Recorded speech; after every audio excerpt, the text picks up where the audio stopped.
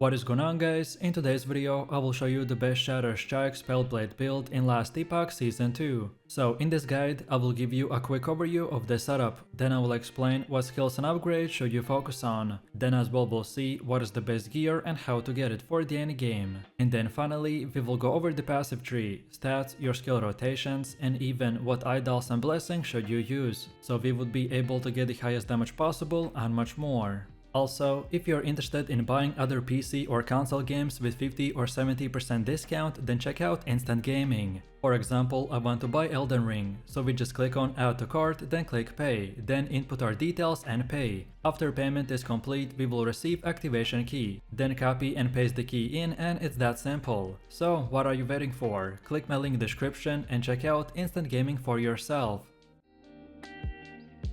This is a powerful mage that brings the freeze and melts enemies in seconds. By harnessing the chilling power of the ice and dual wielding swords, the Shatter Strike will obliterate the enemy packs and shred the bosses in no time. To fuel the onslaught, we will use Mana Strike to rapidly regenerate mana and ensure that you can keep spamming the Shatter Strike without slowing down. Then also we will utilize the enhanced weapon to amp up our damage potential with strong offensive buffs. Also, the teleport will give us a swift responsive movement across the battlefield. However, when things get dicey, the Flame Ward is your key offensive cooldown to use it against big hits. The best part about this build is that no unique items are required for it to work. Although, if you want to maximize your DPS, then get gear like the Kestrel, the Bone Clamor Barbute, Siphon of the Anguish, Shatter Chains, and the Nihils. And all in all, this Spellblade build will deliver solid clear speed and devastating single target damage. While it does need some investment to become tanky, if you're chasing a high DPS melee powerhouse, then this build is absolutely worth trying. So let's start off with our skills, and we are going to be using the Shatter Strike, which is our primary damage dealing skill. We've chosen nodes like the Whiteout, which makes each one of our casts hit 3 times. That obviously will dramatically boost our output. Then to further enhance its power, we will invest into the nodes like the Cold Presence, Shiver, the Cold Steel, Absolute Zero, Breath of Cold, and Lingering Chill. Each one stacking more and more cold damage potential. And we're gonna round it all up by ramping up our attack speed with the Ice Blink for super quick and relentless strikes. Then second, we got the Mana Strike, which is your go-to tool for restoring mana. To maximize its efficiency, we will invest into nodes like the Arcanist Blade, the Critical Mana, Bountiful Victory, and the Mana Drain, because all of these will significantly boost your mana generation. And for smoother combat flow, pick up the Swift Sap and the Sprite Blade to speed up your attacks and expand your AoE. Then next we're using the Teleport, which serves as your primary mobility skill. With nodes like the Crystalline Passage, Resonant Plasma, and the Time Dilation, each passive will not only move you swiftly but also grant you a temporary boost to cold resistance and flat armor. And to keep your movement snappy, the Comet Crash will slash the cooldown, letting you blink around the battlefield with ease. Overall, this pairs exceptionally well with the haste effect provided by the Kestrel that creates a smooth and a quick repositioning. Then next we got the Flame Ward, which is your core defensive ability, by offering impressive damage reduction that makes you exceptionally durable, well, at least while it's active. Its quick duration means the timing is key, so you will want to make the most out of it.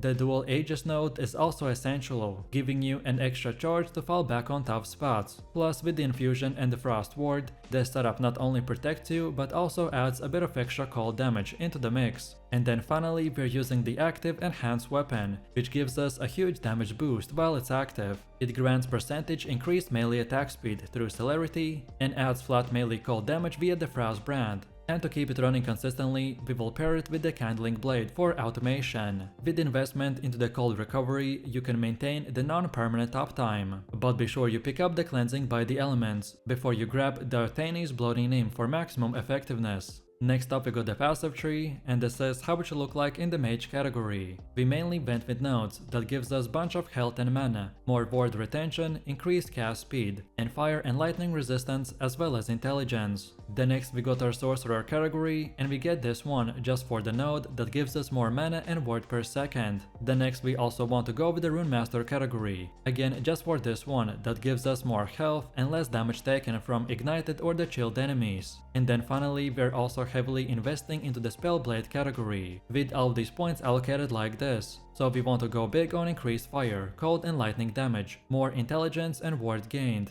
Then also we need dexterity, increased melee attack speed, more melee cold damage and cast speed. Next up we also got the Weaver tree, and I'm still experimenting so it's not fully done. But for right now this is the most optimal way to build it for pretty much most of the builds. So we start right here, then go like this. Then pretty much make this type of circle and then end it at around this point. To make the most out of the Weaver's Will item, we want to get items with a higher Weaver's Will, which is closer to 25 to maximize potential upgrades. Also, what at least I like to do is run level 100 zones to increase the chance of finding the higher Weaver's Will item. Then focus on the monolith timelines with unique echo rewards for the item type you desire. And lastly, you could also increase the timeline corruption to enhance the reward quality even further. But overall, this Weaver's Will tree will offer an alternative path to enhancing unique items, which allows you to grow stronger by doing specific endgame content. Next up we got the idols, and this is how it should look like. At the first glance, this might seem like a bit crazy, but trust me, getting these exact idols will boost our performance by a lot. So we want to get 14 minor Weaver idols that are size 1 by 1,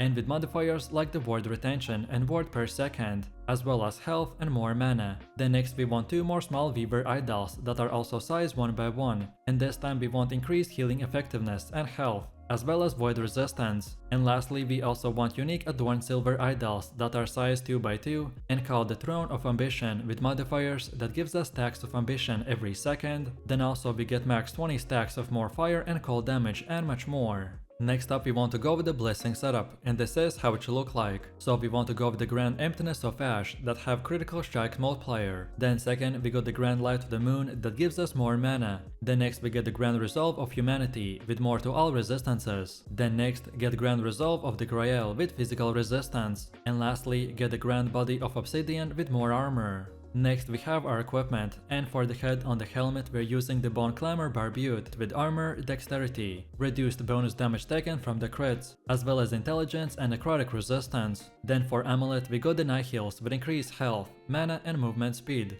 as well as critical strike multiplier, more levels to all skills, as well as mana regen and more to all resistances. Then for weapon, we're going with the dual wielding sizers of the Atropos. These swords are in both hands and gives us melee attack damage, attack speed, chance to apply slow, and chance to apply shred. This weapon provides huge damage and you can farm it from the Last Wood Folly of the Vaven Echoes. Then for chest armor, we got the Kestrel with armor, dexterity, more levels to shatter strike, increased cold damage and more to health. This item has bunch of great stats that allow us to get the haste buffs when our nodes like the teleport and Comet Crush are fully maxed. Then for our first ring, we got the Siphon of Anguish with more to all elemental resistances, more intelligence and dexterity, as well as increased movement speed and increased leech rate. Then for the belt we're using the Shatter Chains with armor, more potion slots, increased health, increased armor and more damage. Because of the Shatter Chains and the Siphon of Anguish buff, we will boost our DPS significantly, thanks to their Doom synergy. Then for the second ring, we got the Red Rings of Altaria with increased movement speed, more to all attributes and resistances, as well as health, mana and dodge rating. Then for gloves, we got the Plated Gauntlets with armor, increased melee attack speed, more dexterity, health, and even more reduced bonus damage taken from crits. Then for boots, we got the Foot of the Mountain with armor, increased movement speed, more endurance and more to all attributes. This is for sure the best boost for defenses, as we are mainly focused on being a super strong melee mage, so getting great armor and endurance is very important. And then lastly for relic, we are using the Diotan's Bloody Nim with the ward per second, more dexterity, levels to shatter strike and increased mana regen. So overall, this is the best case scenario setup, which should be more of an example of what stats and modifiers to look for. But no matter what you have, try to build around increasing as much defenses as possible, because we are going to be in melee range, and unlike other mage builds, we will need a lot more HP.